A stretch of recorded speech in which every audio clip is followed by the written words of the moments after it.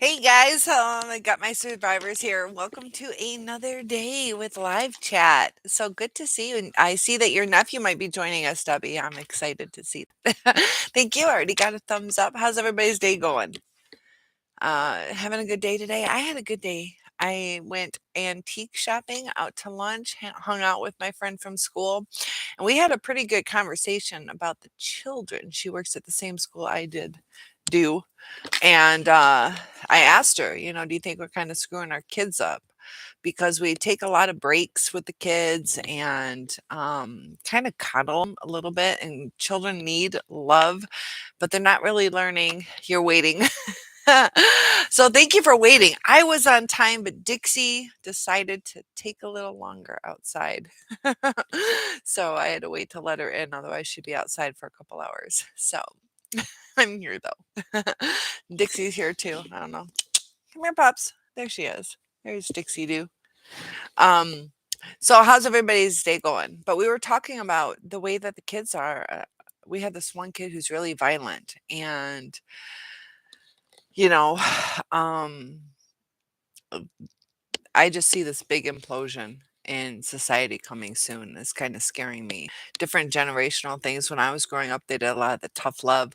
But is it dangerous being with a narcissist and why? The unpredictability of a narcissist can keep us off track. The lies that we go through causes a different kind of reality for us, a false reality. And over time, that causes that CPTSD. Our love from them, love isn't consistent. And, consistency makes a huge difference in a relationship.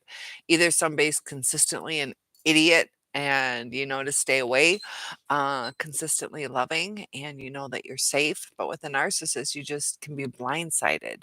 And it gets really confusing with them too because their triggers are often not even things that we do.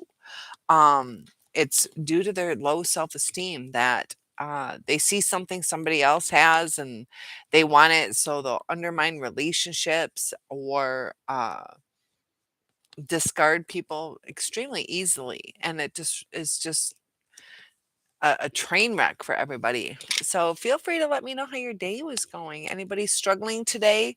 You made it. Oh, you work tomorrow. I know. I took a little nap. I was tired. Um, yeah, I kind of wanted to keep sleeping, but I don't have to work tomorrow. This is a break that we have from school. What time do you work, Lily? I know. Sorry. I'm glad you're here though. Thank you for joining. And we should be meeting Debbie's nephew pretty soon. John says hey to Lily. John, how's things going with you after you lost another of your pets? That can be quite difficult. Debbie says, I'm not missing the narcissist one bit. I used to open up my phone like I wanted to text him, but I don't even care. It does feel good. Yeah, it's like we break free, and we have to be careful. Sometimes it's a cycle we might go through where we're strong, then we're weak, but keep this memory of how you feel, and that'll keep you strong. That it's not worth going back. They're not going to treat you the right way. What's difficult with a narcissist is we realize, people are human, people make mistakes, but they're not willing to change. And even people who may not be a narcissist, if it's toxic to us, we have to realize it's toxic to us. So keep that in mind moving forward. You have a right to be safe, and we can take a look at ourselves to see, for one thing, what our needs are, what our boundaries are. And when we start sticking to our boundaries, the right kind of people are going to be in our life. There is Mia. Hello, Cynthia. Good evening. Good evening to you guys. I'm still waking up from my nap. How you doing today, Mia? John says keeping busy with the other pets and working here and there on the projects. Yeah, tomorrow's going to be a work day for me, even though I don't have to go to work. I got lots of things to do. So Mia says hello to John and he says hello back. But if you guys are struggling with things, let me know. But that Debbie is a fantastic survivor. story. When we go no contact, do you know what goes through their little minds? Yes, I do. Um, Different things. It's not an attachment like we had. There are times that they miss us. If they have no other source of supply, they can get desperate. They can stalk. They can throw temper tantrums. A lot of times, depending on what they wanted you for, if it's money or sex or, a mother figure, father figure for some of you. It was a holiday. What was it? Veterans Day, I think, yesterday. Tomorrow is just an extension. You worked 8 to 2, leave to take the daughter to school at 6:50, come back, feed and litter the cats, three of them, one outside, walk the dog, cook an egg and bagel, make my lunch, hope to be back in car. Oh my gosh, at 7:45. Good luck to you. That's a lot. Hop into the car.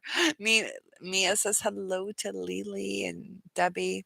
Lee says hi to Mia. Debbie says hello. But as far as what goes through their mind, not the same things that go through our minds. Our minds are like, what went wrong? What did we do? How can we fix this? Um, Mia says, Cynthia, question please. If the narcissist hates us so much, why do they bother at all? I don't get it. Um, it's good point because the word hate, um, it's because of the mirroring, okay, that happens. They do need supply, but the mirroring, so in the beginning, they're mirroring us. They're giving us our energy back. They're giving, they target us. They see something good in us. Um, and they identify with us. As things go by, they slip out, the mirror turns into them. So what they are seeing is themselves.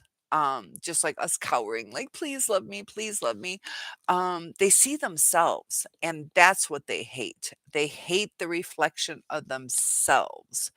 Um, why do they bother at all? Because it's that struggle that they need to break free into adulthood. The brain of a child is developing up until about the age 25, and theirs is stuck. It's arrested development. I did a video on that. And for them to break free, complete the cycle of where they have empathy and emotions and deep connections, the true adult life, that they're stuck. And they need us as a tool because the parents are gone. That cycle's over, as far as the are mommy and daddy ever gonna love me? So they want that, and they kind of utilize us to get that. It's a weird way to describe it, but when you really study it, it makes sense. It might not if you don't study it, but at first they take this perfect love that should have been from the parents because that's what they wanted. They take it and then they realize it's not comfortable because it's not what they were used to. So they bring it down to the argumentative state or silent treatment, whatever the abuse was. So is it necessary that they hate us? They hate the reflection of themselves in us. So they bother with us because they need supply. They need that break free into the brain functioning, but they can't use us to make that happen, even though they think they can. So Lily says, and still make my daughter's lunch sophomore because school lunches suck. Yeah, I'll tell you what, Detroit public schools, those are some good hot lunches. But everywhere else I've worked, especially at the charter school, horrendous.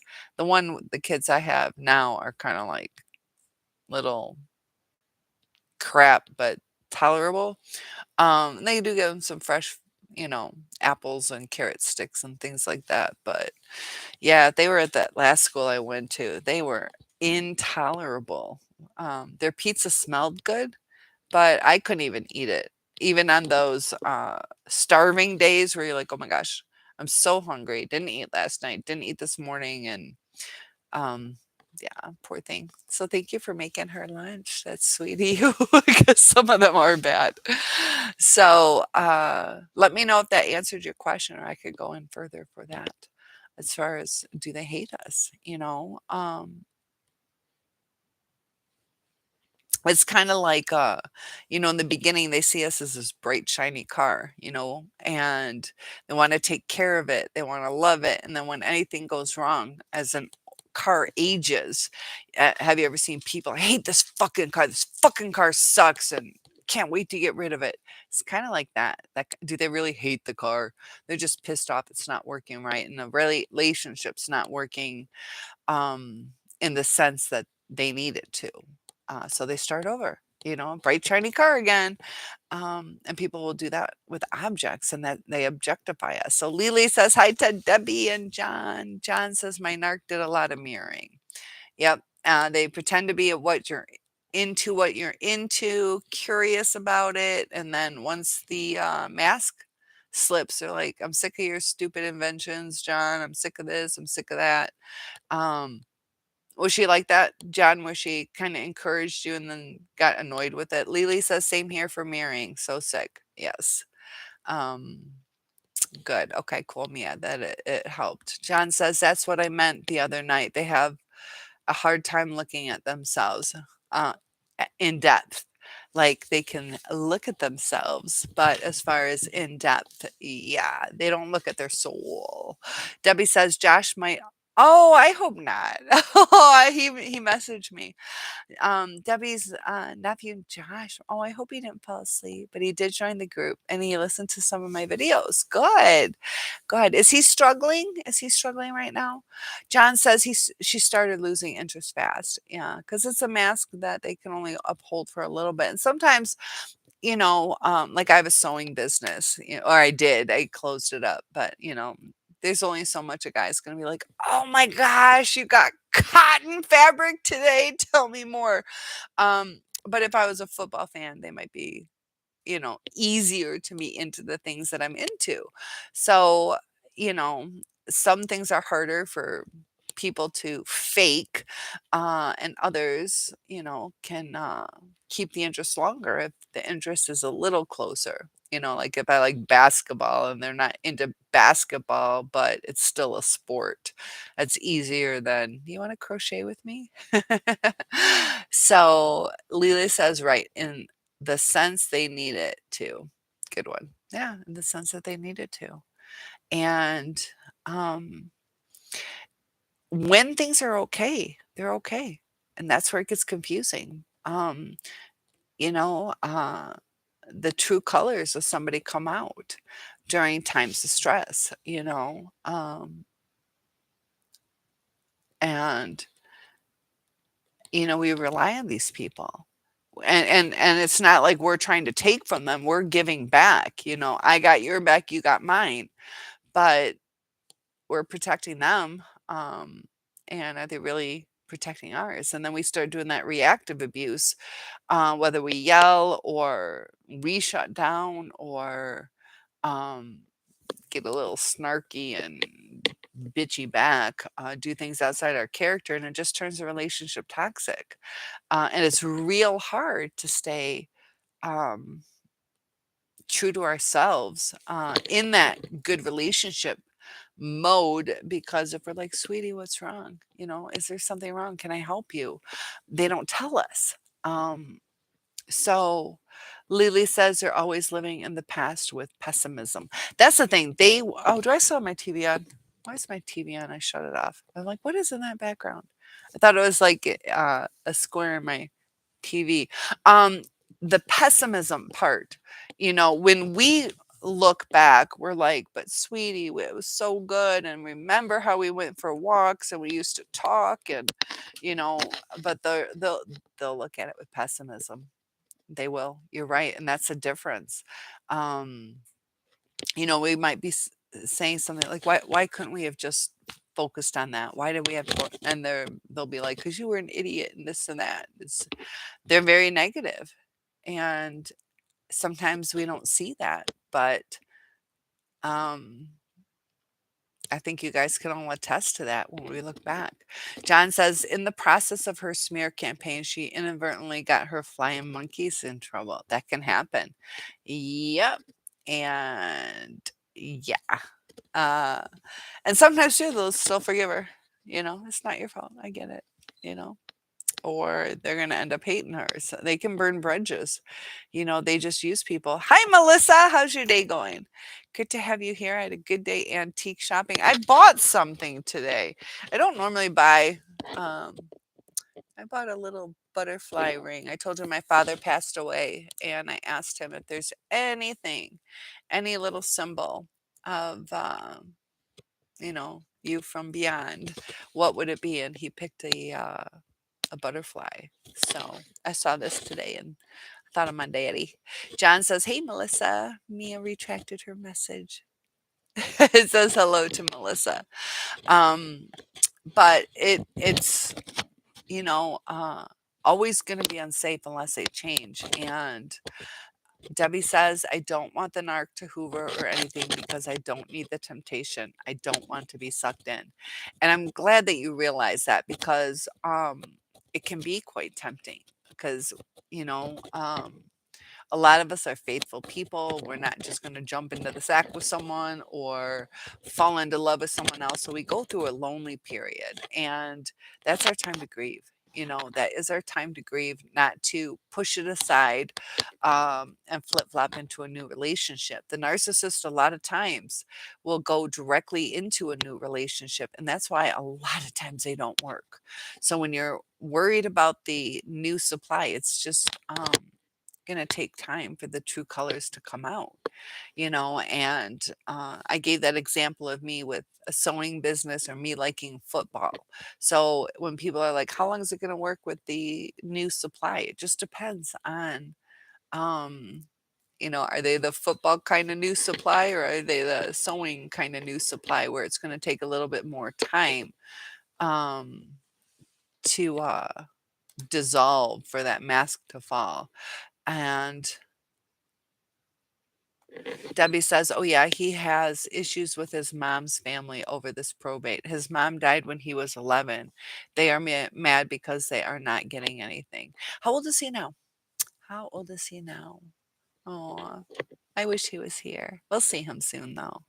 I'm glad he was able to listen to some of the videos. And if there's any topics you guys would like me to do an actual video on where I get statistics and um, research material, feel free to let me know. I'll go ahead and do that. Uh, yeah, and a lot of times, people can be quite brutal over things when somebody has passed. I was just talking with my friend that took me to the antique store. How you know, one of the sisters of her friend, or I think it was a friend, not a cousin or something, but they took everything in spite and sold it, and didn't share and didn't even want it. It was more spite than even the money. A lot of times too, they'll sell heirlooms for extremely cheap just to, I don't know, there should be good communication. Yeah, it comes down to communication. So Debbie says he's not in my head like he was. By the way, we have never been naked together, LOL. That's a scary thought. How do you do it then? You creative youngins. That's good though. And since you didn't uh, do the dirty, um, that helps because they get in your head. I had said even the people that have raped me, they pop in my head, and that's a part of you, a deep part. Um, Mia says, Cynthia, do you think that you can cause a narc an injury verbally so bad that they never talk to you again? Yeah, yeah, um, definitely, definitely. Um, and sometimes too, it's not even like you're such an asshole, you dumbass, you fat fuck. Um, it could be an injury of like, dude, what are you thinking? that's not how relationships work. Something like that. It could be like, "Fuck you. Fuck you. I know I'm right." Um, and definitely, definitely. Mine was, we were supposed to get married and he wanted to postpone it. And I asked till when, or why, and he couldn't express it. And I maybe should have been a little bit more patient or understanding or whatever. But it was 3 weeks before the wedding, sent out my invitations, had to notify people, spent like $14,000 down. And I was supposed to start school and I got scared. We had a daughter, and I'm like, I don't know what I'm going to do for the next 2 years. I have to finish that portion of my schooling in the same college. And if he was already breaking things down, you know, uh, I got scared for me. He broke the promise of a future. We're already living together and we had a daughter. I couldn't see why we had to postpone it. If he's the one that asked, it's not even me that asked, and we were already engaged for a year. But, uh, even just me taking a stand, and then everything fell apart. I'm this big old bitch. It went from "I love you, can't you hang on?" Uh, "I don't want to leave you. I just am not ready for marriage," basically. So then it goes to like complete hell, like torment over you leaving, and it's like I didn't want to leave. I was in love with him, but I mean I got scared. I don't know. I still to this day don't know how to word it. Who broke up with who? He didn't want me to leave, but he still broke. I don't know. But he rocked the boat and expected me to be the stable one, I guess. But that's what I'm saying is sometimes it can be at a height of being in love, and then they ruin your life, you know? Debbie says Josh is 30. He has 2 kids and a girlfriend. Is he in a healthy relationship? And then I'll wait to talk to him. Hopefully he'll join. Hopefully it's a healthy relationship that he's not going back to some toxicity. Lily says on phone with Narc and his drama story for his work. Should he quit or be let go? Then when it comes time, I ask for money. He says real aggressive, "I'm losing my job." Um, should he quit or be let go? Then when um he Lily, I am trying to remember. I'm sorry, I'm still waking up. Your person, was that a husband or uh um did you have ties to his money? Um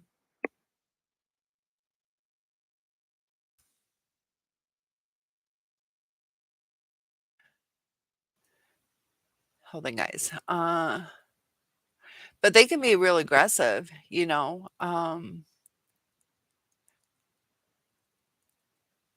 Yeah, their frustration. But maybe he wanted you to understand. You know, I'm not sure if he was in the wrong other than talking aggressively. Trying to remember.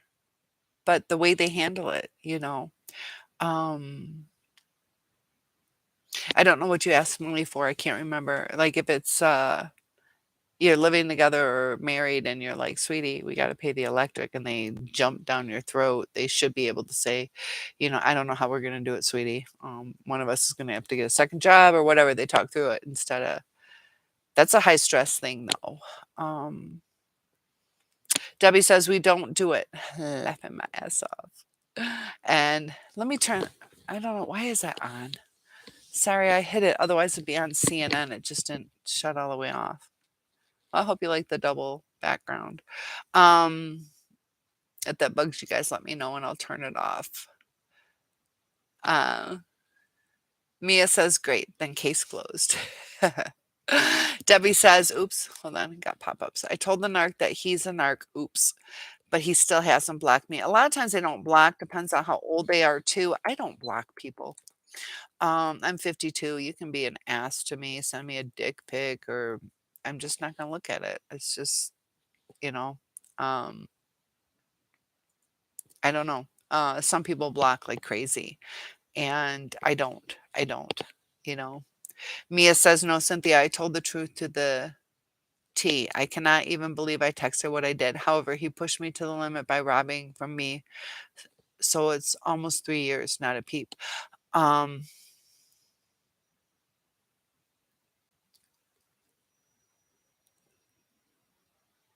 yeah, a lot of times if they did something, hear that all the time. That like, when somebody does something wrong or somebody owes you money, that they dip out. Lily says, "I just changed the subject and got off phone with him because didn't want to hear the griping and catastrophic talk he does. Even though been away from him 7 years, I'm still so grateful at every narc hint I get." Um, you might be talking about money for your daughter. Is that what it is? Because that makes sense then. Um, okay. But yeah, you know, entertaining the argument. But as far as Mia, yeah, they'll ghost because they don't want to come up off of what they owe, and it's easier to avoid or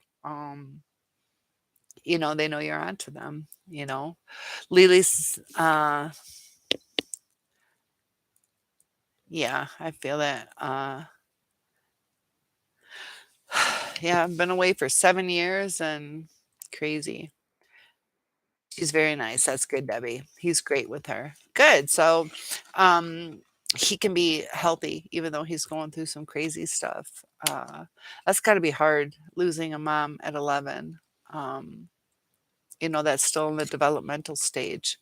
And, um, the adverse childhood um, things that people go through can sometimes get them stuck in the arrested development that I did a video on. So we all have traumas. Yes, when I get money from him for daughter, he'll gripe and say he's losing his job when he's been there 10 years. Okay. Yeah. Yeah, after a while you're like, dude, you're not losing your job. Yeah. Um Sometimes I can have a fear of it, but um they will hold money against you when it's with your children. Some of them will quit their jobs flat out so they don't have to pay child support, which is so crazy. They could be making, I don't know, 40 to 75,000 a year, and they're like, I got to pay that, screw that, and they walk away from jobs trying to find something under the table that has no benefits just because they don't want to come up off of 500 bucks a month or whatever it would be. So they're hurting themselves more in the long run. So when you think about it, hurting you is more important than their life. And that's sad. Uh, I came across a video today. This lady sounds like a psychopath. I kind of want to do some videos. How do you guys feel about that? Learning more about mental illnesses, or as far as this channel, do you like that it's mainly just narcissism? Because sometimes people misdiagnose our people. They're not always narcissists. They might have something else going on, or they might have some more comorbidities. So I feel having the information on comorbidities can be helpful too. And sometimes too, we have to take into account that people can have temporary mental illnesses that they can heal from, but the narcissist is basically stuck. Even people who have a stroke can suffer from processing emotions or handling situations. The brain is fascinating. There's things it can heal from, but some of our memories can get distorted, even ours. John says, I think it's a good idea, Cynthia, to cover more on mental health issues in addition to narcissism.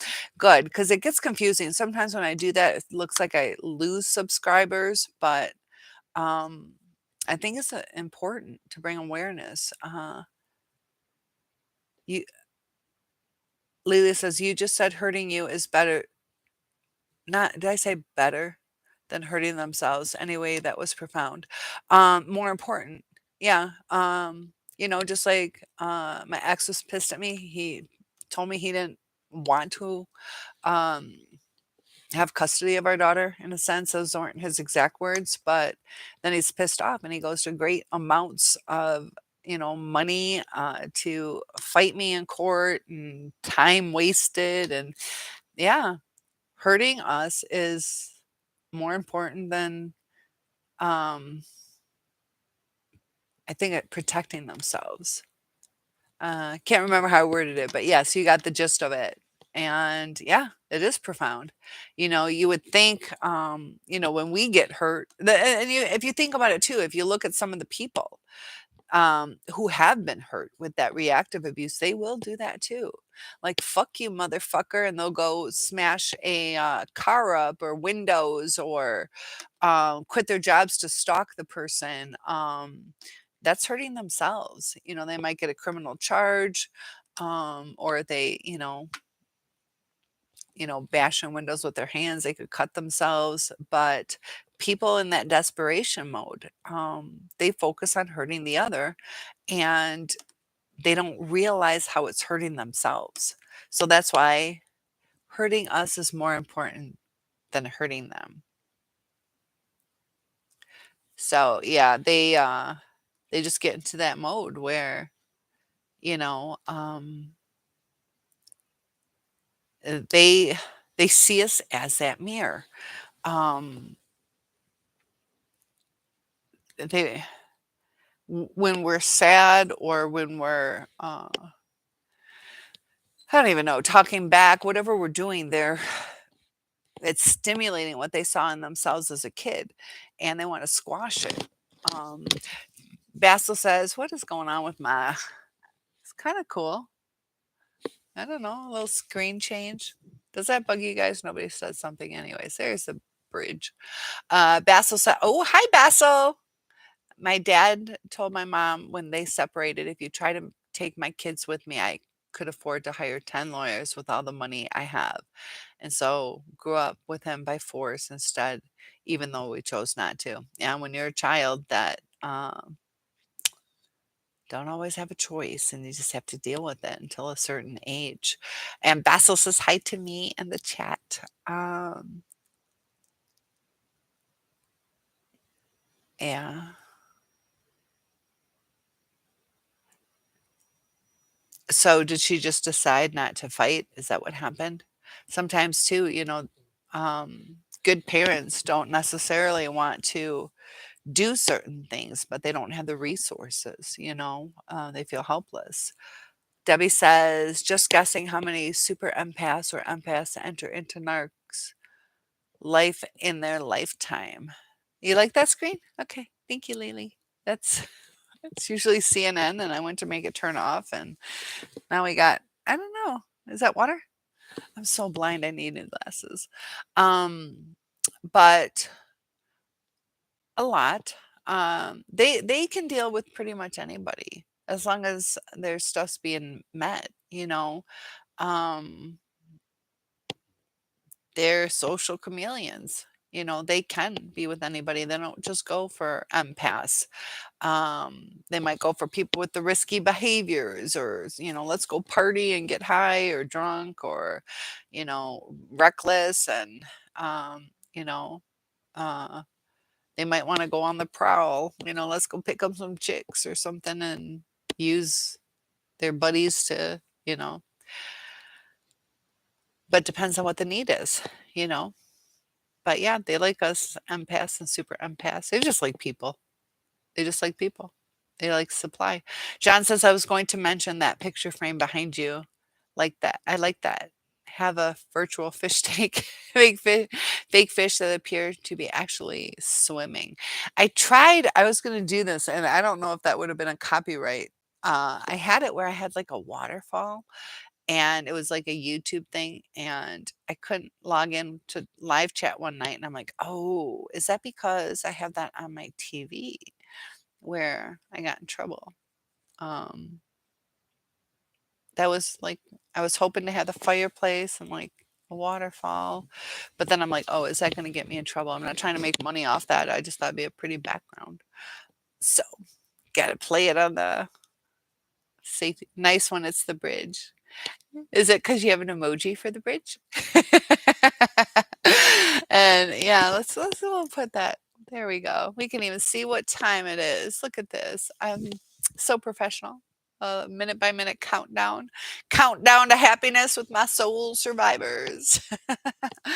And so yeah, the courts don't always see. The narcissists love to lie, and they're so good at it that a lot of times the wrong parent ends up with the child, you know, because of that, crazy making. You guys are great with those thumbs up. Thank you.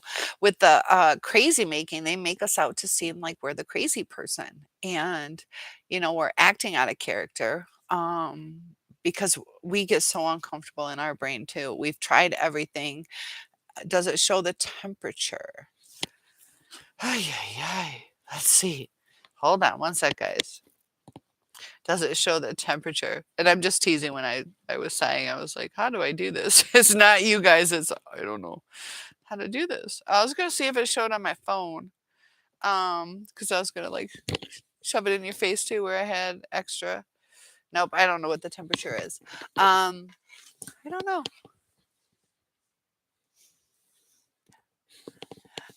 No, it doesn't. My phone doesn't either. We'll do weather.com. Basil says she refused to fight because she was fighting for her life from 10 years of his psychological abuse. And I'm not sure if you mean like in the hospital kind of fighting for her life, or sometimes we get too depressed. We don't think the right way. And can you explain that a little bit more? It's 36 degrees where I am right now. It's 36 degrees. Yes, I know you meant the TV. But no, the TV doesn't show the temperature. Maybe it does. I don't know. It's not right now because I'm so old school. I just I like it when you just turn the TV on and you don't have a lot of choices.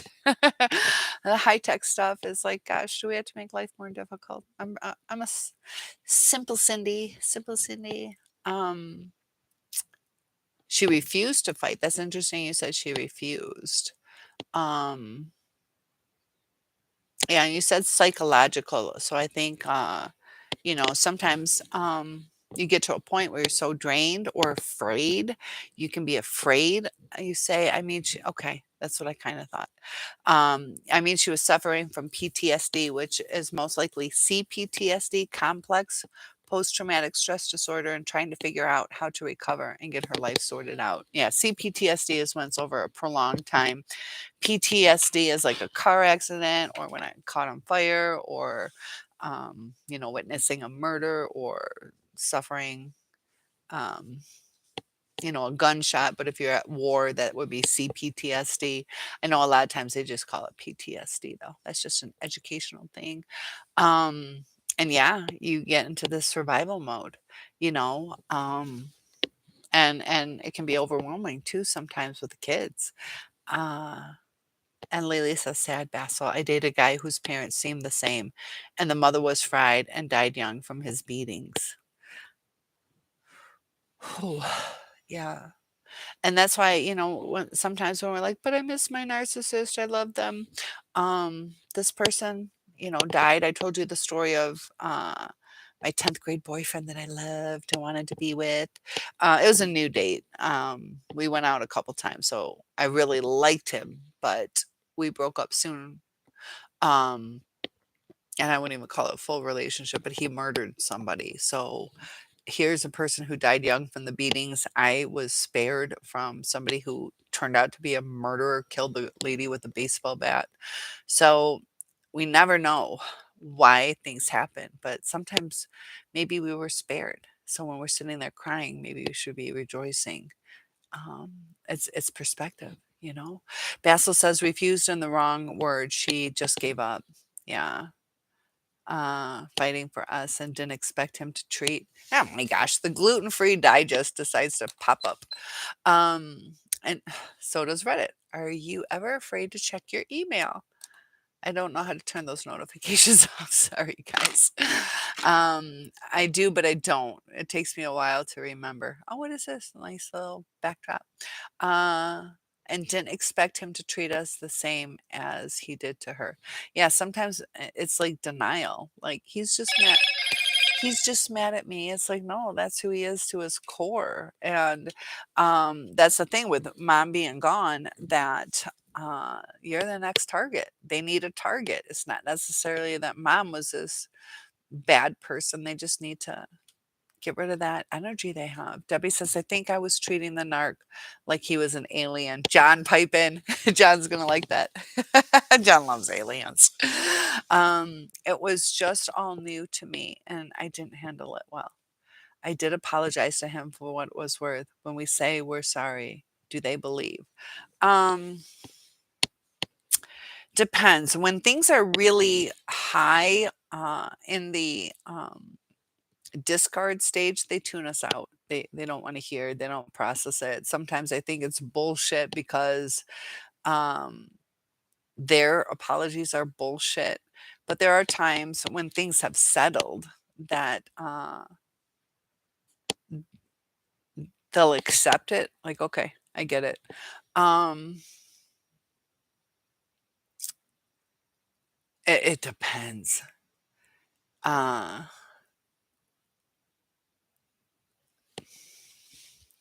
Want to answer that better. You know, they process it a different way. You got to remember that they like to look at the negative. So, as far as even if they did accept your apology, it's like they're gonna be like, "Yeah, but you fucked up." And we're more like, "No, sweetheart, I understand. It was difficult." Um, like we say you're human, and they're like, you had no right to feel that way or treat me that way. It's just different. We take the abuse in a sense, and um,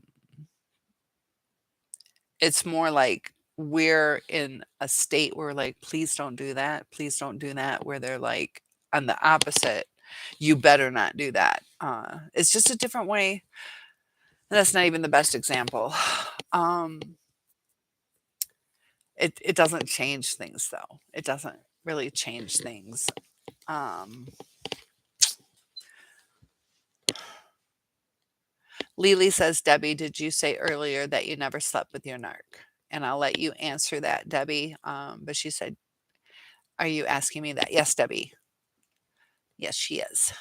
Basil says he's not that physically abusive. He just slapped her face once and punched my head once. Yeah, but that's the thing.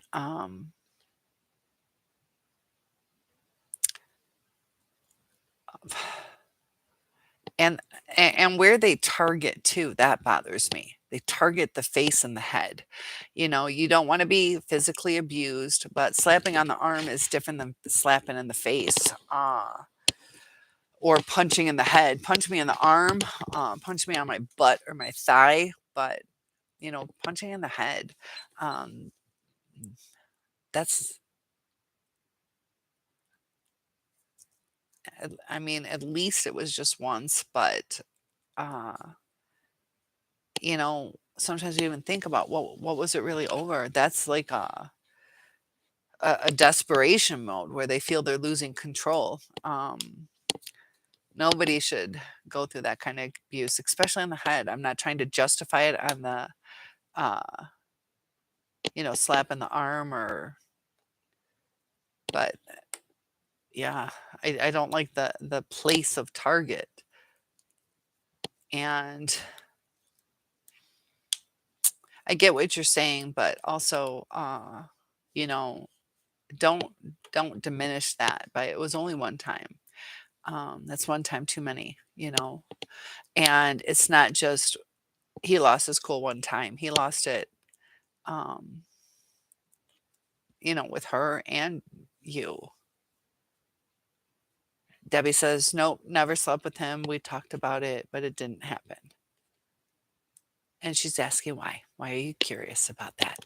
Lily says, "Was your dad an alcoholic?" The ex BFs was. Yeah, sometimes too we have to rule out our is it alcoholism because they can mimic narcissism, or are they a drug addict? And that's why I say, it's not necessarily are they a narcissist. We have to think, are they toxic? Because it doesn't matter if they're bipolar, borderline, schizophrenic. Are they toxic to us? Um, so Debbie's curious, Lily. Lily says, "Well, think if you did, you'd feel worse. No, so good you didn't." And that is true. You don't have that deep of a tie to them. Sometimes we feel dirty or used, and we don't want to feel about that. Making love is supposed to be beautiful, nothing we regret. You know, uh, make sure people are invested. I'm clicking. Okay, thank you, Lily. I'm clicking. Oh. Thank you for telling me. Yeah, I'll break down one day and get. I don't know if those earbuds bug me too. They didn't work. They're upstairs, my wireless ones. Do they even have? I don't like looking like Princess Leia either though. Asking Basil about his dad. Jet, hey, Jet is here. Good to have you here. When a narcissist hoovers you, if you allow them back in, please know their intention is to hurt you worse next time. Please learn their motives for you and only malevolent, malevolent, malevolent. It took me a minute. Like, what's that word? I'm still waking up. Um, Malevolent. Yes. You are only malevolent. Yes, good point, Chad. That if you can get away, do it. Debbie says he punched me on my shoulder. It felt like puppy love. It wasn't to hurt. I was driving away, but it was weird at his age. Another immature act of his is what I think you said. Yeah, like I've been smacked on the butt and stuff like that. There are like playful things, um, but uh, see, Jet, sometimes their intentions are not necessarily purposely to hurt you, though, that it's just going to hurt you. Um, they haven't changed, you know. Um, they want what they want. They say what they need to say to get it.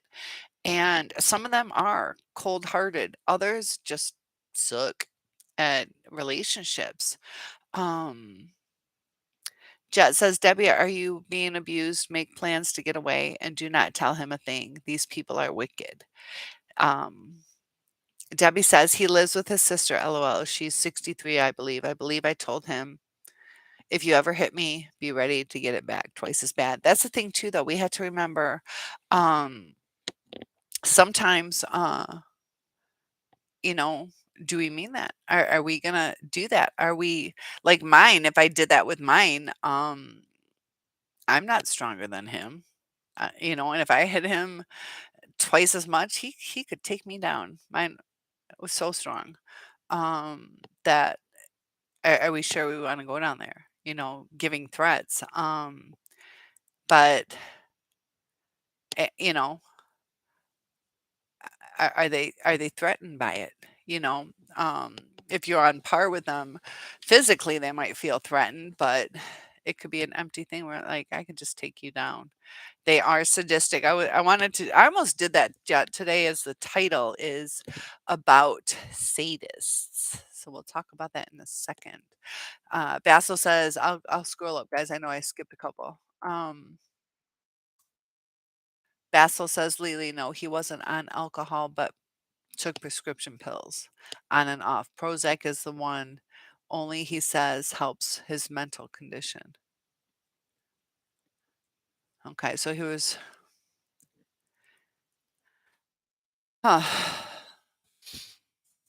Yeah, Jet says escape. Learn who you are dealing with, Debbie. Yes, good job. Yeah. Debbie says, I'm sorry, I read that. Um, Basil says, but he doesn't feel Prozac meds are a permanent solution since he feels side effects. He cuts them off. Good point. A lot of times, glad you brought that up. Like people with schizophrenia will think, oh, I'm cured and stop taking it. Or they don't like the side effects. Same with other people. They don't like the side effects, or they might feel numb or cured, or it's not effective.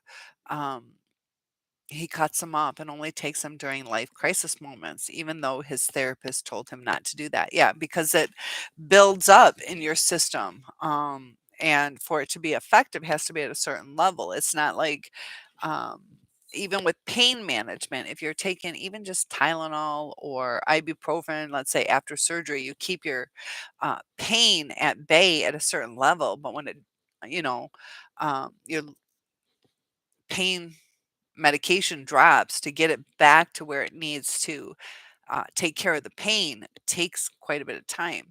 But if you maintain it, you don't feel the pain, you stay even keel. Same with mental illness. You take your medicine and give up on it. It's going to take a while. And mental health medications is usually not just like aspirin or Tylenol, or it takes a little bit of time to go through your system. So Jeff, you said, or Jet, sorry, I know it says Jet. Um, they are sadistic.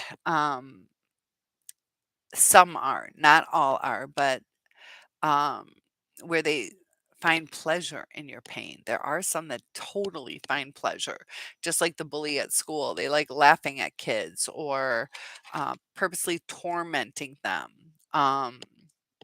They might get an ego stroke out of, getting you to cross over on your morals. Like they feel it was an accomplishment to get you either to sleep with them or to try a new drug, that they have power over you. So yeah, there are quite a few that are sadistic, and the varying levels of sadism, sometimes too, it's like a sexual fetish too, that they could be sexually sadistic. Debbie says, oh yeah, saying it now seems different from when I said it then. And that's true. Hindsight is 2020. It feels different. And um you do. I think Jet's been through some stuff. Jet, my guess is you've done some research on this too. Um, that the more we learn, the easier it is to heal. And I'm glad you guys are all here. I love that you guys are commenting and supporting each other, and learn who you're dealing with. They are using you. And that's what it comes down to. During the love bombing stage, it doesn't seem like it, because they're like, oh my gosh, no, no, you don't understand. They brought me flowers and they do that. It's so sweet. They did this and they did that. Um, they will steal your wallet, then help you look for it without the money in it. Yeah. Yeah, they can do things like that. Depends on their desperation mode. Am I clicking again? I'm clicking. Who's going to tell me I'm clicking? John says, I've seen in the past year so many people with classic narc traits, Cynthia, and you're starting to see the red flags. So they're starting to become more prevalent. Just like how I saw this butterfly ring. I told you that's symbolic of my dad passing. I'm seeing a lot more butterflies. It's something in your mind. Jet says both. Hmm. And Debbie says, I told him a few dozen times how great he looks, trying to give him supply. My daughter said you were blind, lol. And that's the thing, beauty's in the eye of the beholder. So I'm not going to discount if he's good looking or not, because, um, you know, it it's superficial or not. We have to be careful too, though, that if we think he studied for years, I feel you. I knew you knew some stuff. Um, I could tell. But Debbie, when we start building them up and stroking their egos and all that good stuff, like, okay, the narcissist needs supply, I'm going to win them over, I'm going to do this.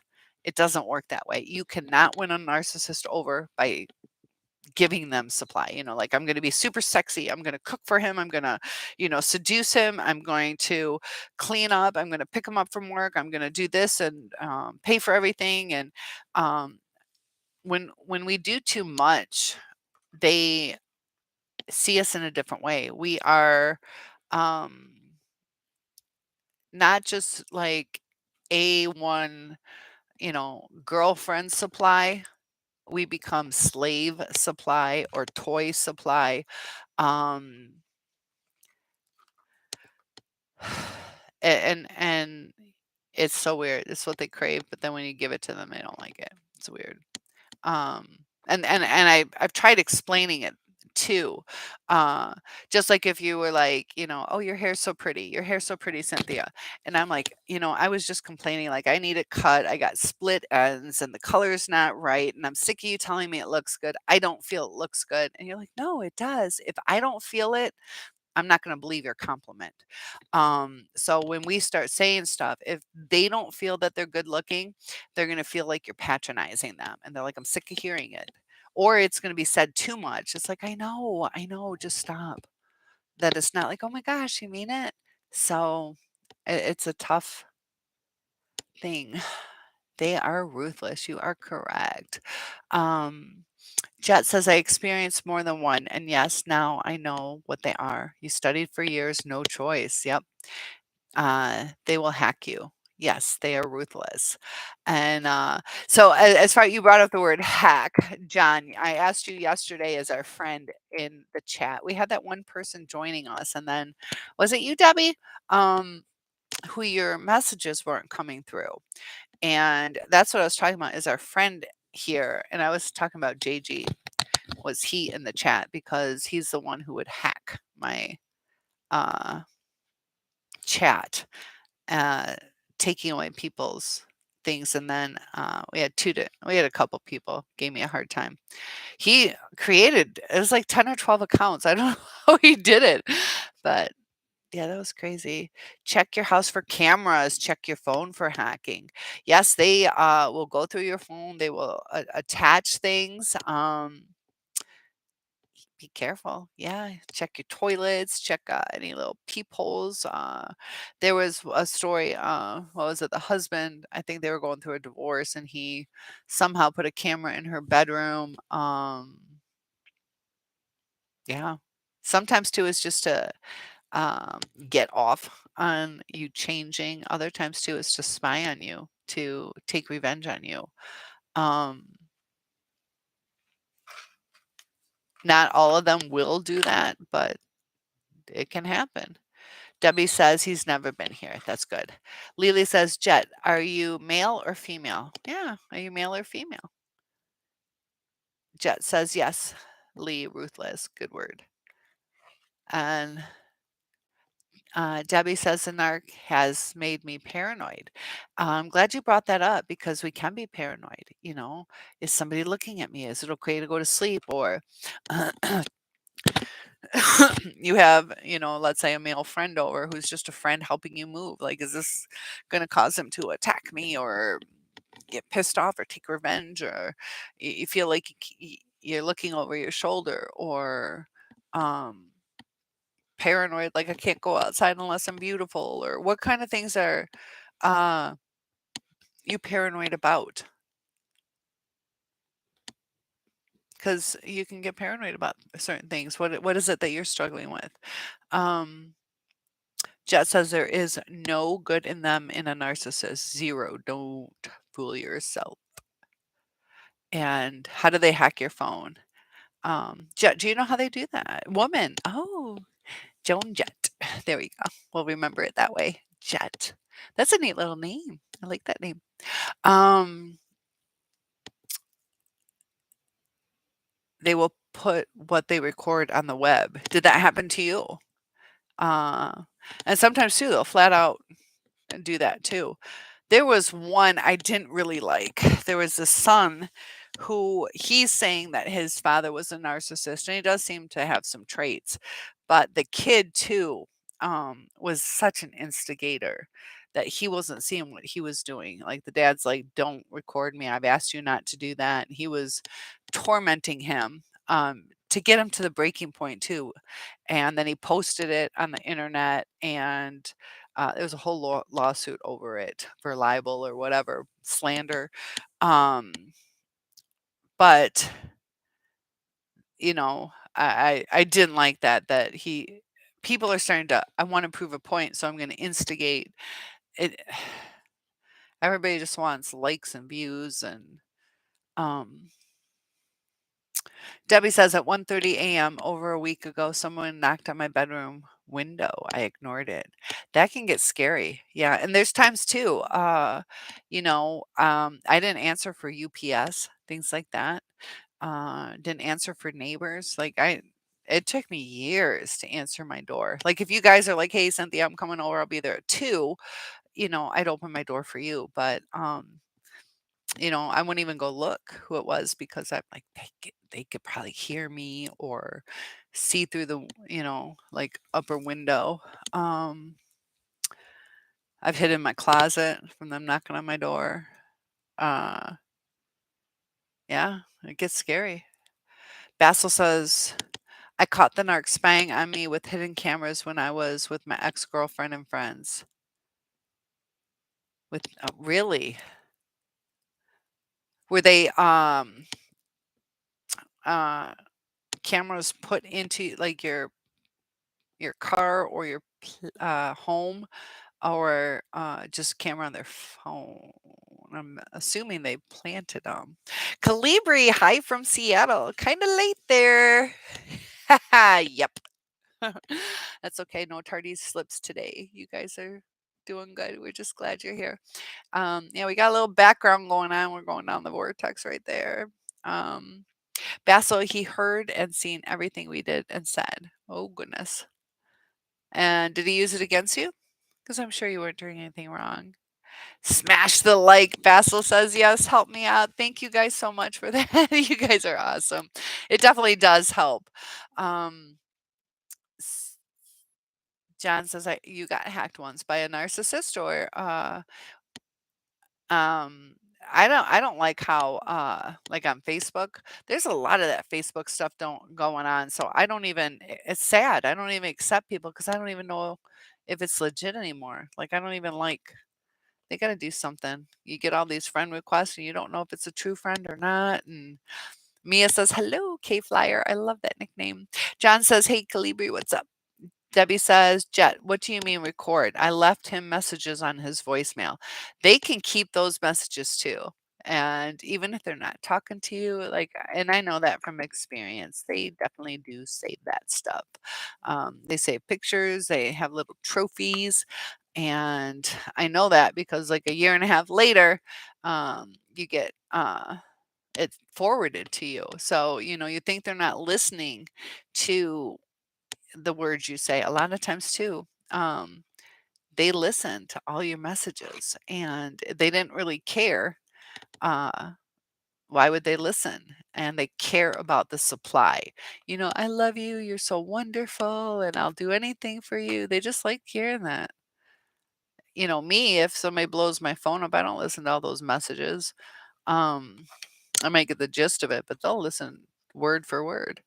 Jet says no, but I had a private eye sweep my house because the narc put a microphone outside his house so he could listen to people outside. Ha! I found out he hacked me. After I found out he hacked me. Huh.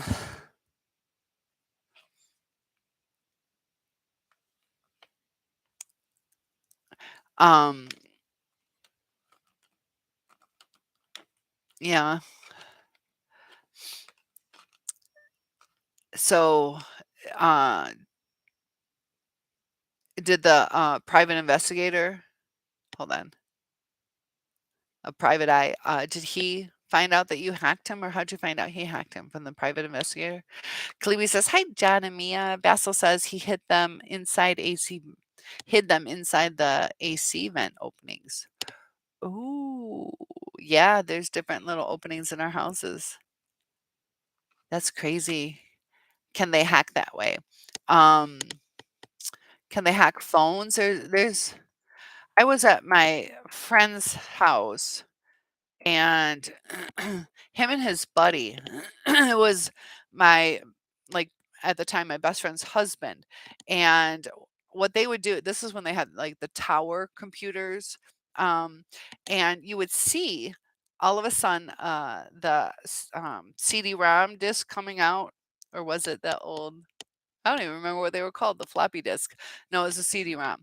The CD-ROM case came out, and it was controlled. It was hacked by his friend from across town, that they hacked into each other's computers, and I've seen it. Like, they're opening each other's, they call them cup holders, the CD, but, yeah, people, and those were, I don't know, 19-year-old boys. They knew how to hack into stuff.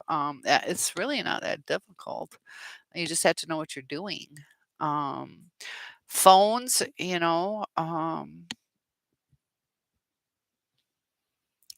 are ways to do it.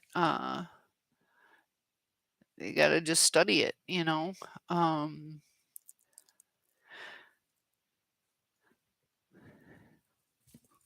Jan says I erased all the text and pics my narc sent me a long time ago. Yeah. And a lot of times that's a healthier way. Just get rid of it. Don't ruminate about it. Um, you know, if they're bothering you or tempting you, things like that. I still have pictures. I just keep them in the basement as my, daughter's father, so I keep those. But you know, don't yeah, going through the text, there's times too, I just get rid of the chain of text. Debbie says the narc did silent mode, vanishing mode, and secret conversations all on Messenger. Okay, yeah. Um, See, I didn't even know that they all had that, but they know how to um hide like your album of pictures, and they can do that with other people too. That's why a lot of times too, they don't get caught. Like, if you're going to go through my phone, you're going to see if I'm talking to somebody else, or seeing if I have flirty texts, or naughty pictures or whatever. But they know how to er- erase those things. And they also have that compartmentalization, where they compartmentalize their different relationships. And they do that with their files as well. Basil says the narc had so many strategies to use against his victim. Stuff you'd never imagine, such as using unnecessary construction or moving heavy items to create noise during your sleeping hours. Yeah, they will do certain things like that just to purposely irritate you. And yeah, they do that things on purpose. And like you said, yeah, they'll do it at the height of where it's going to annoy you, or whoever. Jet says tons of videos on YouTube about how a phone, computer, Wi-Fi is hacked. Also, how to tell if your stuff is hacked. There are many ways, and that's true too. They were saying too, like, if your phone's running hot, you might have some stuff. If your phone feels hot, like a lot of apps in the background, things too. But yeah, uh, there's ways to do it. Um, Unfortunately. And then people share the secret, so everybody knows how to do it. Basil says, but you're right. Jet is right. Basil says he told me there are secrets that can't be said, meaning he can't tell me them, but later told me something really shocking. Not sure if he lied or was telling the truth about it. Um, Depends on what it is.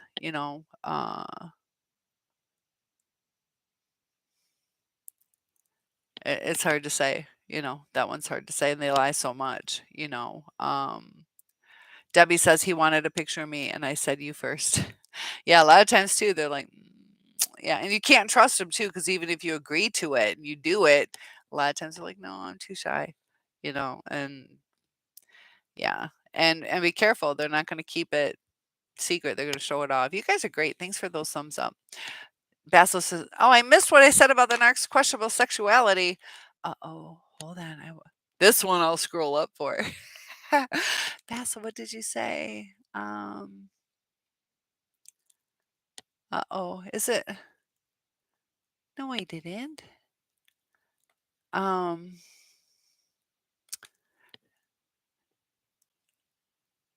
yeah, you might have to retype it when I start going up. Okay, I found it. Basil says, thank you. Bassel says all his friends were muscular gay men, but he claims he's asexual. I questioned his sexuality, not that it meant anything to me, just felt like he was lying about it. Um, Thank you for telling me this. This is one that I haven't tackled yet. Uh, they said something where, is the narcissist secretly gay? You'll see some things about that. Um, I, sometimes the muscular, are they trying to overcompensate? And I haven't seen either of mine dabble in that. As far as crossing uh into being gay. But it's interesting to see what's going on too, how people are, pansexual or homosexual. And I'm not saying that as far as narcissists. I'm just trying to say how it's spreading. But what do you guys think? Do you think that they're gay men? And then it would have to be probably the females would be female narcissists. Are they lesbians? Um, I could see that with the females. Not all, but sometimes too. I'm trying to understand. Are they just wanting to be loved? I know that there is curiosity from the um, a lot of the males about anal sex. And it could be a domination thing where they dominate or humiliate, take control. Um, so I'm not sure. I haven't done enough studies on that. And the narcissists I know, you never really know what goes in their mind, because they build up this image and are they going to break it down, Um, what do you think on that? What do you think on that? I'd have to do way more. It's a very touchy subject, so I have to do way more research. But the two, I know, I don't know.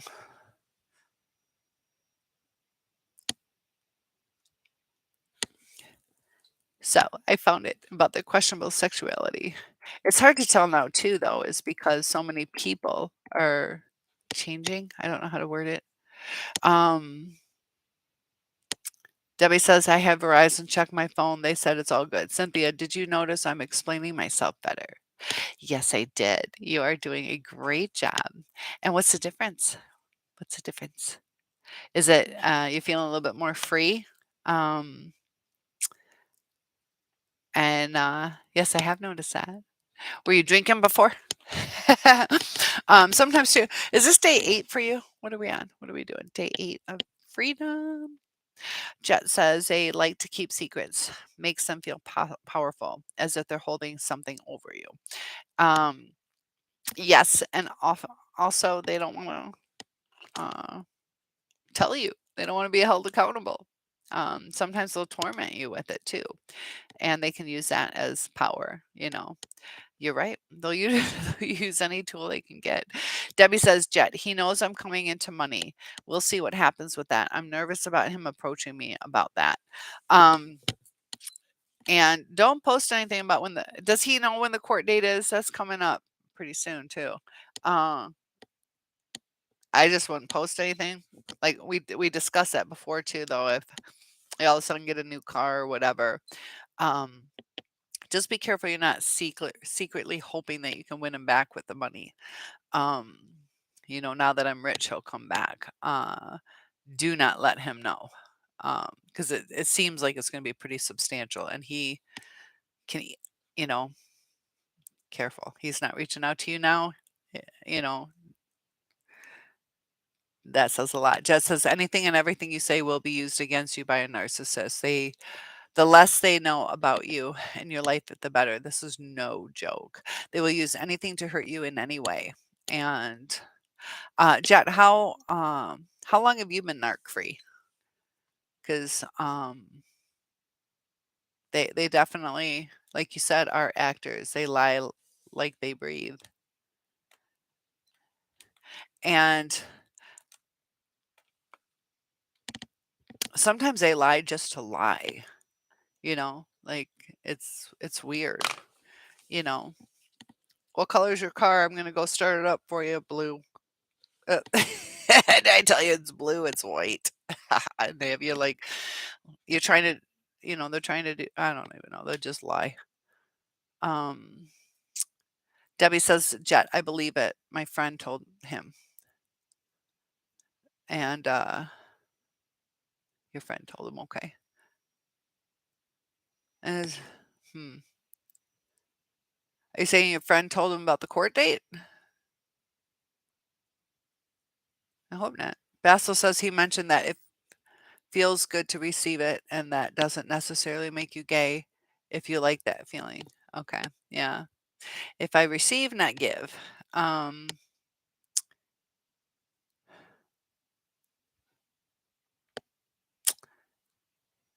huh.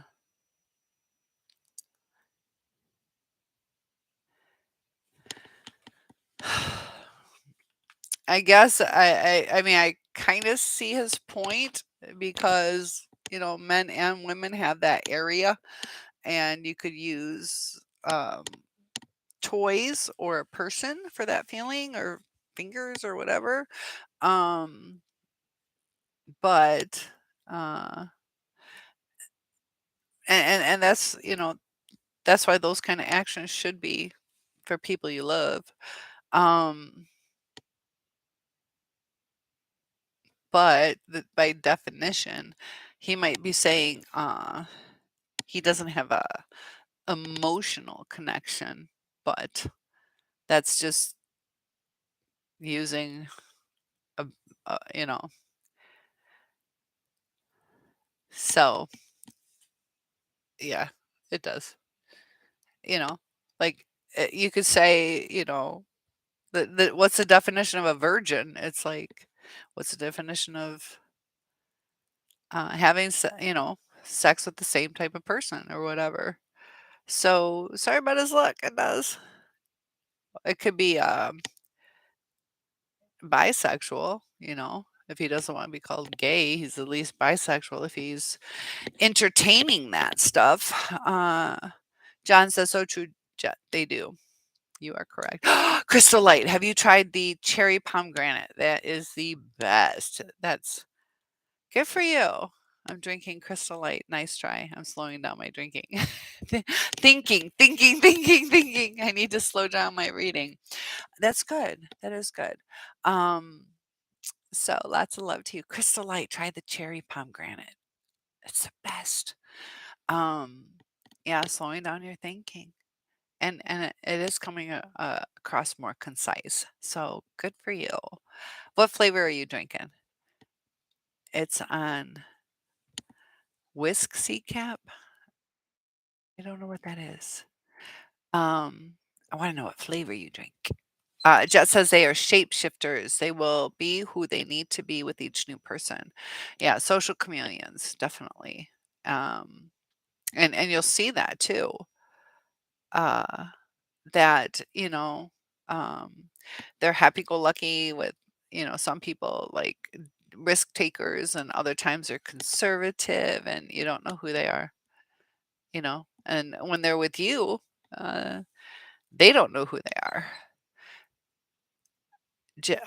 John says, I get your point, Jet. There's a lot of narcs out there. Most definitely. Basil says he asked us if we were raped constantly when we were young. He put a lot of emphasis on preventing me and my bro from getting raped in school since he said we were very beautiful.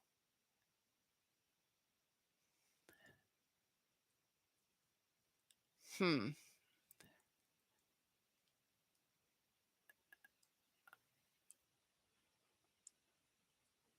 Interesting. Jess says I'm getting better at figuring them out faster. And yeah, it takes time, but you start seeing through it. Debbie says I've known the narc for over 8 years. They are everywhere, lol. I grew up with a few, then was with one for years. Too long. Now my neighbor is one. Oh gosh, that's not good. Yeah, I have my series of narc neighbors, some videos on that. How did this bebop? Um,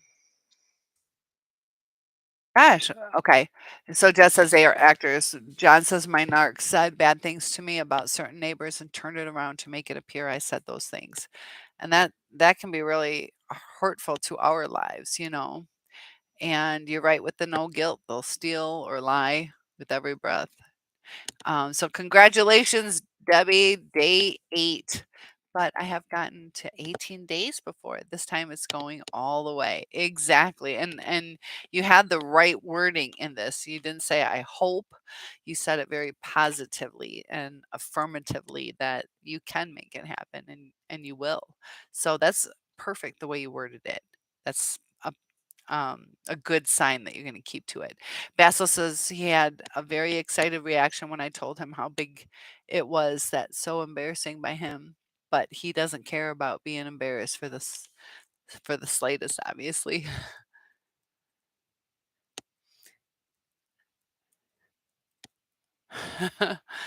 Yep, that's great. Debbie says she told him everything. Oh, that's not good though. Did you talk to your friend about that? Because that's why is she talking to him? Why is she communicating with him? Jet says, LOL, I grew up with a few. So yeah, sometimes we get sucked in and learn our lessons. Um, Basil says he asked us if we were raped. I read that one. John says, I get your point, Jet. There's a lot of narcs out there. Ay, ay, ay. This, I finally scroll down to get to where and it flips. What you don't like that flavor? I had the iced tea. You don't like that flavor? That's the best. Oh, have you tried it though? I'll accept you don't like it, but have you tried it? Because it is good, and I wouldn't necessarily think I would like it. Um, did you try it? I had the iced tea too, so you can come over and have iced tea, Crystal Light. Um, Jet says, "Do not talk yourself out of red flags you see. They depend on that to get away with their role. Do not make excuses for their bad behavior." And Debbie's breaking my heart with not liking cherry pomegranate. That's okay. That way you can come over and you don't have to drink my Crystal Light. Debbie says Wisconsin sea cap. I don't know what that is. I don't know what that is. Sea cap.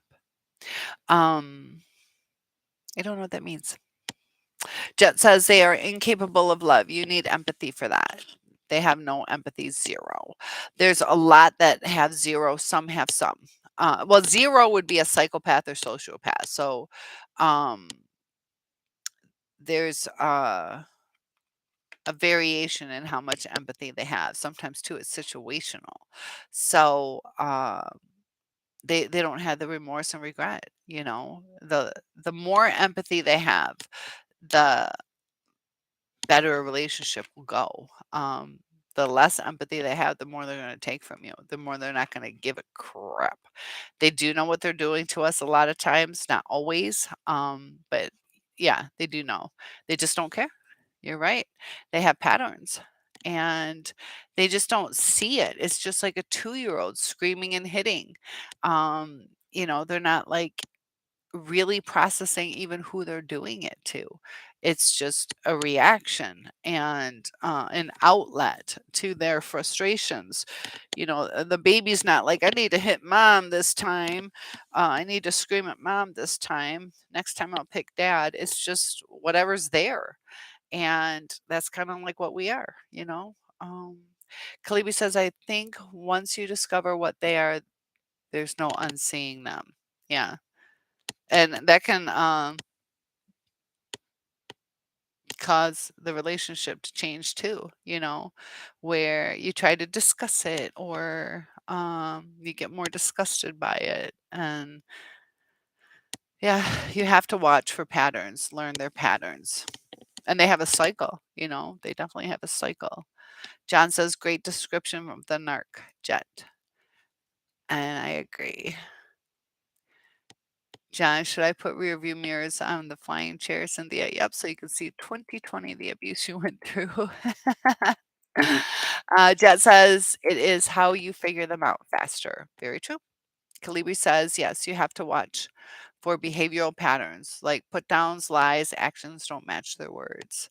And it's so sad, all the things we go through. You know, we just wanted to love this person. And Debbie says, the fact that I am an Aquarius makes me overthink and I'm thinking all the time. And when I type, my words come out quicker than my fingers can type it.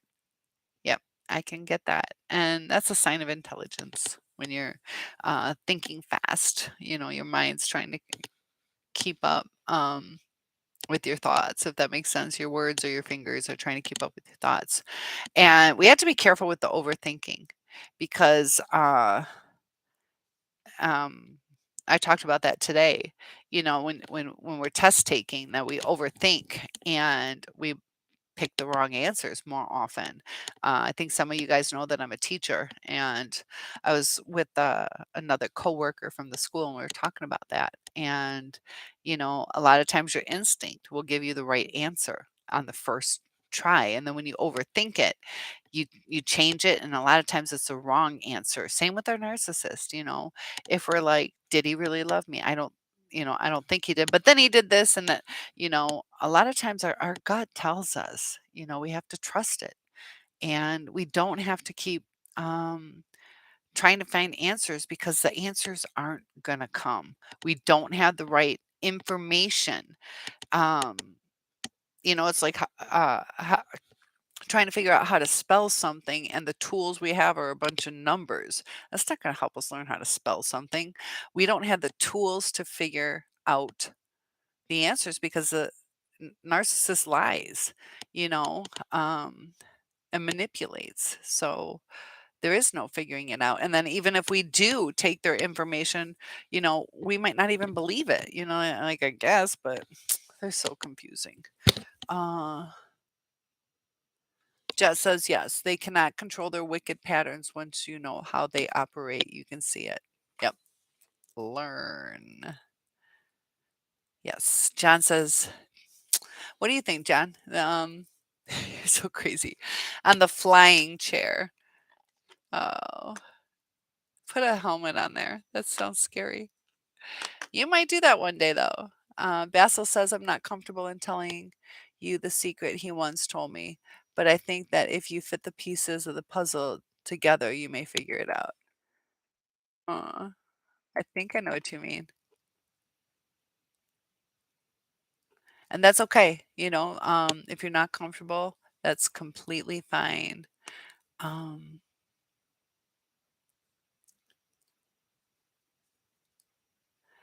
but it wasn't his mom and dad that abused him because he grew up alone as an orphan. Um, was he ever adopted?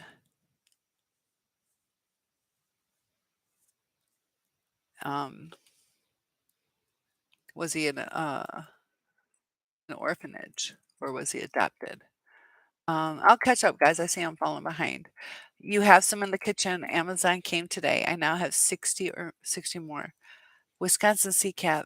That is circuit court. Oh, okay. Sorry, guys. That's circuit court. Okay. 60 more. There you go. Jet says, but it is what is called. Oh, yes, I did talk about that before. The cold empathy. They know how to fool you. Ha. Yes.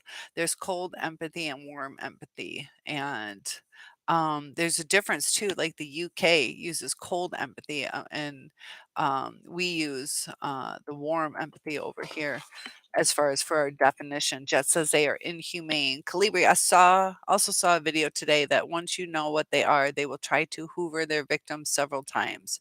If the victim just plain don't want them, they will eventually back off. That's true. Was it one of my videos? I think, but that is true though. That they'll just go through, yeah, um, they'll do it a couple times and yeah, eventually they do back off. So if you just, you know, don't give in to temptation or whatever, they will back off, but sometimes they can throw fits. They're not always, like, kind as they go through that, Hoover attempt. So be careful on your person. They're all different, but yeah, eventually they do go away. I just hope, they don't throw their little temper tantrums. So thank you for bringing that up, Cleaver. That is very true. Basil says abandoned from a young age. And if you guys don't get a Hoover, it doesn't say anything bad about you. It just kind of says something good that you're a strong person and um, they know it's not going to serve their needs, that you're too strong of a person and they just want to use people. Um, Basil says abandoned from a young age, which is probably one of the reasons behind his incredibly narcissistic character. And yeah, I have a video on uh, uh, the brain scan of an orphan, and this one was severely neglected. Um, so depending on what the trauma is, why the parent is gone, they're also separated from the parent or the parent is deceased, and the neglect of the caregivers can get some brain damage, and then also the upbringing, how they were taught to interact with people. So Jet says they back off when they know you know what they are. That is true. John said they just want to do their own thing. And John says they sure do Jet quick too. Jet says that you won't buy their lies, that they cannot fool you anymore. They hate being exposed. Yep, because it they're trying to uphold this image, Basil says his stepmom sent him to be raised by her sister, which had schizophrenia and other mental conditions. Oh gosh. Yeah, that can be quite frightening and unstable. Um, wow, that's crazy.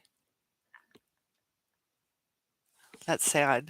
Jet says they do not want you to see the monster in them. That's true. Kalibi says, and yes, and arcs here know that I know what they are about, so I feel that they are backing off, though they tried to hoover me several times. And yeah, and Jet, I don't know if ops is other people's personal somethings or if you're saying oops.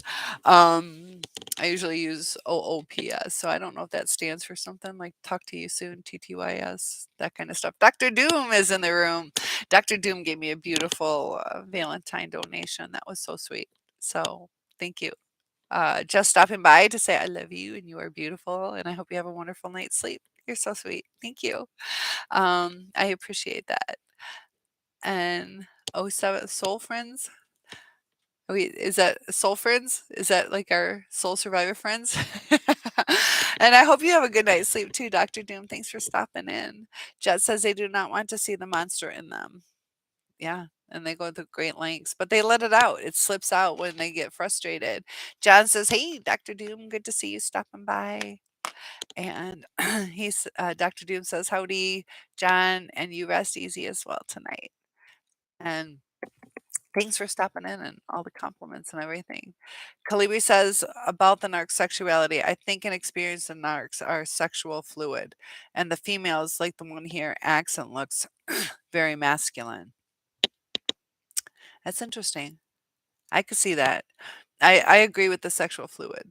Not all of them. But I'm sure they wouldn't mind like a little BJ or a little pleasure or whatever. They'd be down for it. Or homophobic, because they don't wanna they might be in denial of who they are. But I'm not sure. I don't know. You know, I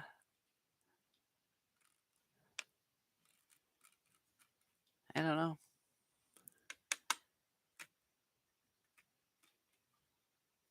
The one I don't think is, the other I don't know. I don't know. It's hard to tell. Hard to tell because there's people you're like, "Wait, what?" Um, hmm. And John gives a thumbs up. Yeah, thank you guys for those thumbs up too. Basil says, neglect, abandonment, and abuse from an early age creates fear, obligation, and guilt within the narcissist. Obligate. I like that you said that. Um, yeah, yeah. Or sometimes too, even the putting them on a pedestal, where they're the golden child, and then when life hits and their identity crashes and they try to get back their identity. Um, John says, my narc told me a little about her abuse as a child. A lot had to do with her mother abandoning her and her brother at a young age. Her father had left years before. Yeah, and again, um, some of them do have quite sad stories, but as adults, even now we've been through abuse. We've been through that narcissistic abuse, and we, you know, can't can't take that on other people. We have to be strong enough that they use it as a manipulation tool, um, or sometimes they will use it to play the victim um, when they know that they shouldn't be acting that way. Uh, Kalibi says, now that I know the male narc is now grooming a new supply, an older gay man, the male narc was helping out this guy, was just to build confidence between them. Soon enough, abuse will happen. Yeah, you did mention that. Yeah, they'll groom and they just go on to the next victim, and that's sad. And you said he was 10 years older, correct? Basil says to Jet, I feel the same way about the narc as you say. Debbie says the fact that they have more supply does not make me jealous at all. I'm just glad I'm not them.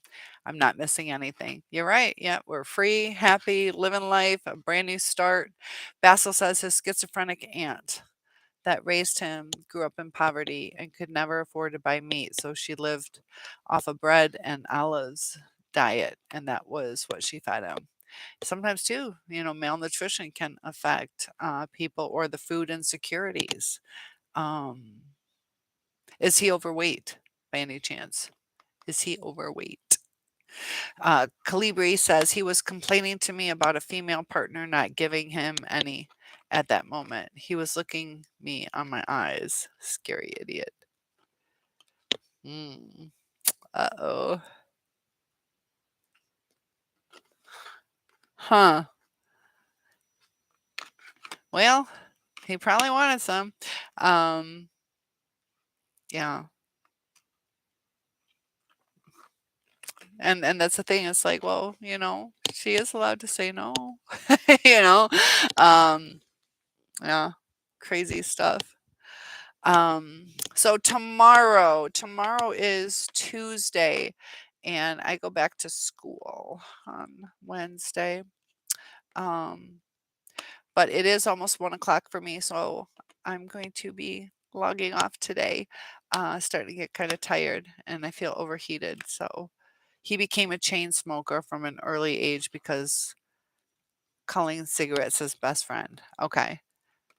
And, yeah, I wasn't sure if he was like an overeater, but if he's smoking, okay, I get that. Debbie says the narc was always looking for a reaction from me, and dumb me, I gave it to him. After I did, I knew I messed up. He told me one night how he paid for his ex-girlfriend's boob job. A lot of times too, they'll do that. And do you know why he told you that?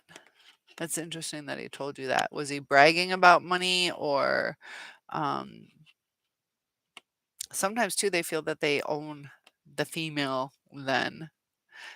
Jet says, while the narcissist is acting interested in you, they are really collecting info about you to use against you later. They intend to hurt others. That is all. They use and abuse. And yeah, Calibri says, "Let's see how he works things out with the older gay guy. See if he gets any LOL." I don't know, you think the guy is down for it? Yeah, that's, I don't know. Jet says, "Debbie, you are worth more than being treated like garbage." That's true. And Debbie says, "Jet, I appreciate all your advice. Keep it coming." Yeah, Debbie's doing great. 8 days without contacting, and it does get hard, but it sounds like you're having a much better day today, Debbie. And, Melissa, are you still here? Is Melissa still in the room? Melissa's quietly listening, and Lily too. Are you still here, Lily? Dog Defender. I hope Dog Defender's doing okay. She popped in a little couple days ago. She was pretty sick for a little bit. Um, Cleeby says that's what you call triangulation. Narcs are known to do that to get you jealous, or yeah, to destroy relationships sometimes too. Uh, if it's seen as a threat, just as they will try to drain who you are, your very self. Yes. Um, your life and self. They want to destroy you. And it's there are times that they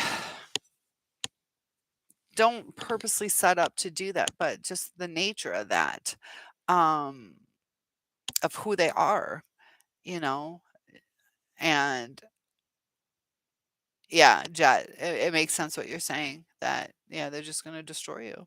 They just will. They'll drain you. And with the confusion and it freaks you out. Mia says, "Thank you, Cynthia, for another great live.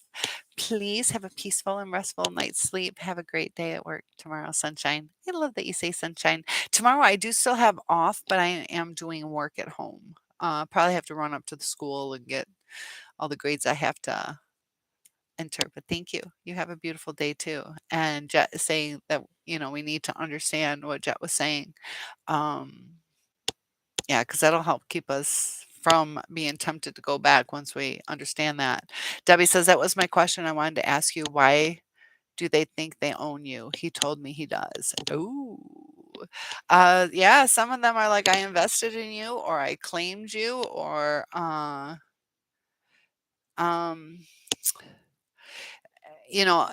I haven't been there. It's just like the Valentine's, "Will you be mine? Oh, you're mine. Um, you're my favorite person." Things like that. But there are times that they feel like they own you. They don't want anybody else to have you. So we got to be careful on how it's said, what the true meaning is.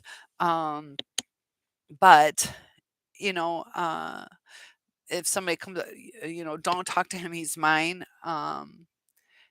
You know, uh, yeah.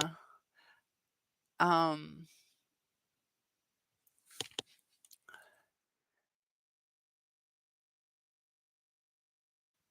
and some do feel like they own you. Some definitely do. Basil says he's not really overweight, just had a small belly because he eats a lot of red meat and animal fat, which he craves since he could never afford to eat meat before he inherited a huge amount around by 18. Hmm. Mia says, "Good night, everyone. Please have a good night's sleep.